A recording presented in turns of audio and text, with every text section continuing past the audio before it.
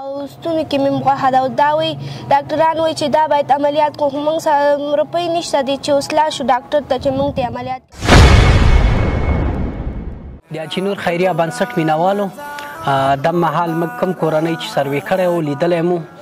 هغه کورنۍ ته یې موږ کوم ګران غرور مرسته لیږلی و چې تش له بنګړي او د چپلو لپاره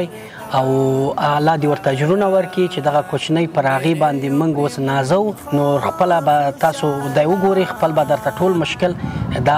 ماشومه در شریکه کړي ښه لورکیه مشکلات دې څه شی دی بچیه ما پوزه کې غوښه ده حاجي صاحب او ستوني کې مې غوښه ده او دا وایي ډاکټران وایي چې دا باید عملیات کړو خو موږ سره روپۍ نشته دی چې اوس لاړ شو ډاکټر ته چې موږ ته عملیات کړو پلان مې کار نشته چې پیسې راوړي وګټي بېشکه اوس دا مرسته چې اوس در سره شوی د دې په اړه څه شوی ته بچیه زه وایم چې دا یې راکړه خو نور دې موږ سره مرسته وکړي دا خو زموږ بسه نه کوي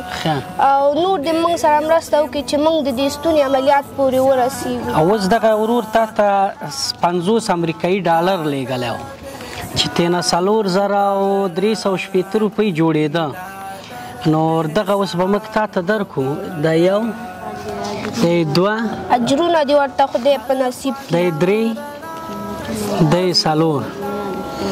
دی ماتې کمې روپۍ او یو سلګون ته مصرف کړی دی چې په رکشه کې تلی راغلی دی ښه تا ته دا روپۍ راوړی او دا روپۍ در تسلیمې شو مننه کوم د دې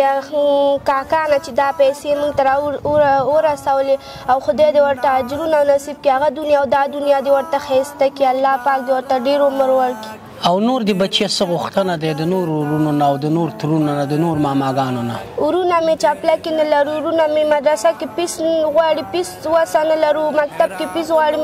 پیس وسه نه لرو ورور مې دی هغه هم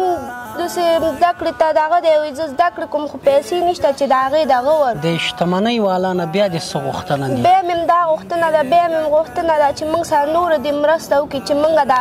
خپل ورونه خپل دغه زده کړو ته وهڅوو ډېر او د پزې او د دې مشکلات ته تا ډاکټر ته چې مراجعه کړې څومره روپۍ تا نه غوښتنه شوی 9000 روپۍ غوښتې دي چې ستا د پوزې او د ستوني عملیات وکړو تش د عملیات 9000 که نه سره د دوا سره د هر چی نه د سره د هر څه موږ سره وایي 9000 روپۍ دغه کړی دی ښه مننه اختر یې دی په هر چا ماښامې سخت دی که په چای پیشنمې نور مشکلات هم وایه مورې چې دې جنۍ د پزې او دا مشکل یې څه شي دی اول خو چې موږ سره دا مرسته کړې ده الله پاک دی په دې دنیا او په هغې دنیا خوشحاله لري خدای دې روغ صحت ورکړي او که دا ورور او که نور ورونه زموږ غږ اوري موږ سره د ښه کومکونه وکړي زموږ دا غریبي او زموږ دا مشکلات یې پرې رفع شي او زما دغه لور ده د پوزه کې غوښه ده ستوني کې هم ده او دا د شپې داسې خڼېږي اواز کوي او پوزه یې هم داسې بنده بنده کېږي نالک کوي ترېنه جاړي وایي زما سابندي لرمه مورې زه ورته یم دا دې د پوزې نه داسې او تل زکام کېږي ډاکټرانو ته مې ویوړله وایي دا عملیات کېږي او 9000 روپۍ وایي پرې لګېږي هر څه سره نو موږ سره 9000 نه وي دا مو سپریښې ده دا ټول ژمی پرې همدقسې تېر شه د اجینور خیریه بنسټ نه څومره خوشحاله استئ څومره راضي استئ ډېر ته خوشحاله یې چې زموږ دغو نه لږې ضرورت یې رفع شولې او چې دا نور چا کومکونه وکړه او زموږ پرې ښه ضرورت یې رفع شي نو دا به موږ هم د دې افغانستان یو خاورې د دې بچیان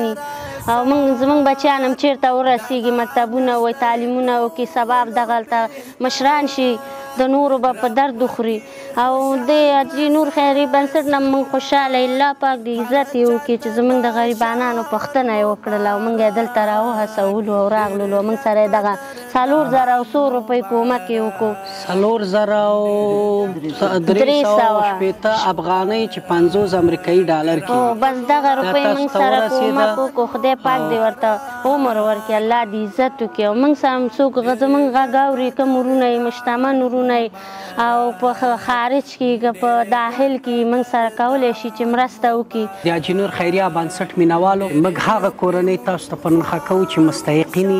او له تاسو جار شم که دنیا او آخرت هم ښایسته کوئ نور دغه ژی دی دغه میندو ته لاس ورکوئ دغه میندې له موږ او تاسو دي او الله دې تاسو ټول ته اجرونه درکړي مننه کورم ودان تړي پکې رب ټول شیطانان